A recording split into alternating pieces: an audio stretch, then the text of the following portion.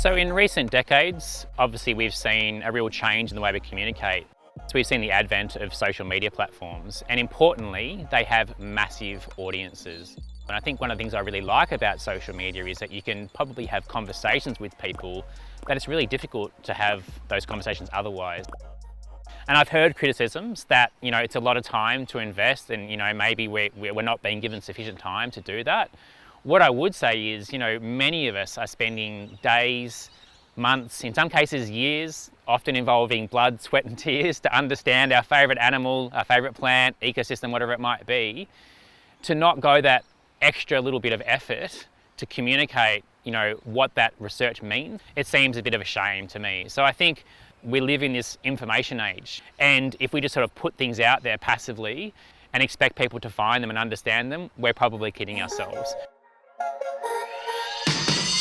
One of the challenges, of course, with beginning to use social media and communicate is, if you're just starting, you're going to have no followers. You're not going to have a big network. And it can be a bit disheartening when you put a message out there and you might get 0 likes or 1 like, and then you can see colleagues that are getting hundreds of likes and hundreds of, retweets and shares and so forth. And my advice would be to really reach out to people in your network who might have those big audiences already, those big networks, and ask for help.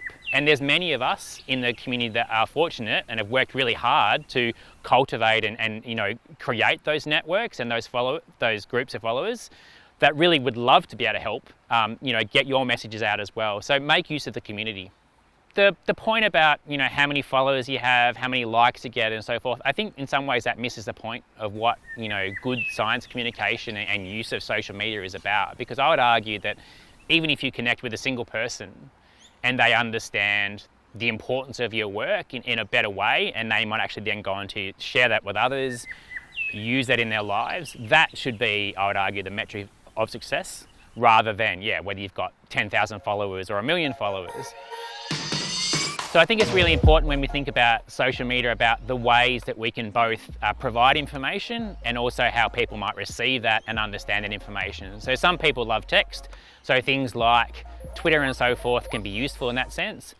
Other people might be really visual learners, and so things like Instagram as an example, or even TikTok with videos and so forth, can be a really powerful way of getting your messages across. And of course, often if we combine those platforms, you can actually amplify your message. So being really aware of that. There are very different audiences and demographics on the different platforms. So whether that be Twitter, Facebook, TikTok, Snapchat, so forth, be aware of that and target those groups.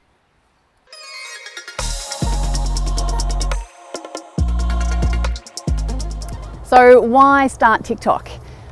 I realised pretty quickly as someone working in conservation scientist that I needed to convince people to do things differently. And I also realised that I was spending a lot of my time talking to people who already knew what I was going to say. And so if I wanted to reach newer audiences, different audiences, broader audiences, that I needed to try something different. And that's why I ventured into the world of TikTok.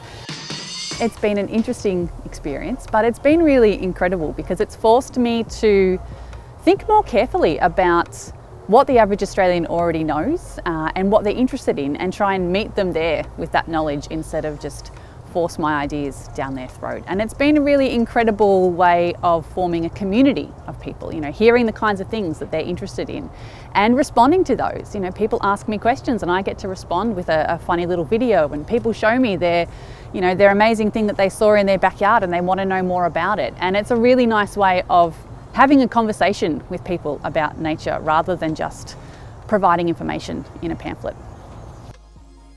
TikTok is very daunting to get involved in, particularly if you're above a certain age. And I think the easiest way to approach it is just to really be yourself. Find something that interests you, find a way of communicating that feels really authentic and really you. I think the hardest thing to do is to get on there and try and do a performance or try and do something that doesn't feel right to you. And what I really like about this kind of platform is people really respond to authenticity. They can tell that I care what I'm talking about and that I love, just going out and nerding out and saying, hey, did you hear that bird? Did you know what it is? Look, here are all the things I know about it.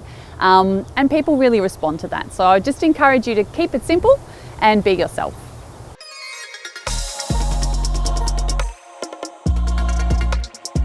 There are some definite challenges in using social media, and unfortunately difficult conversations, controversial topics and trolls are all part of social media. Personally speaking, I work on dingoes, kangaroos, feral horses, feral cats, and that can sometimes lead to pretty heated and emotive conversations.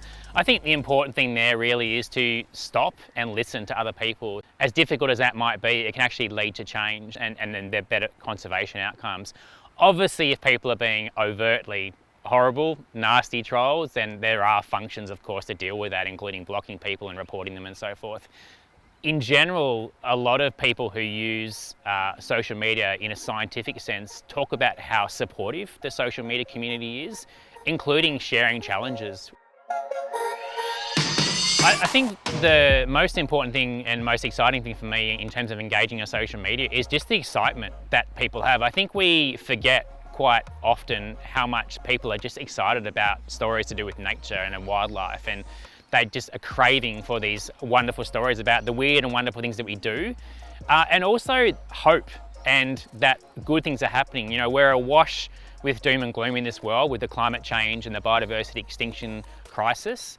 But there are people doing wonderful things and having wins, you know, whether it be ingenious ways to help the 40 spotted pardalote have higher nesting success in Tasmania, or whether it be numbat numbers increasing in Western Australia. We are having wins, and conveying and sharing that information is really important because it's a positive motivator.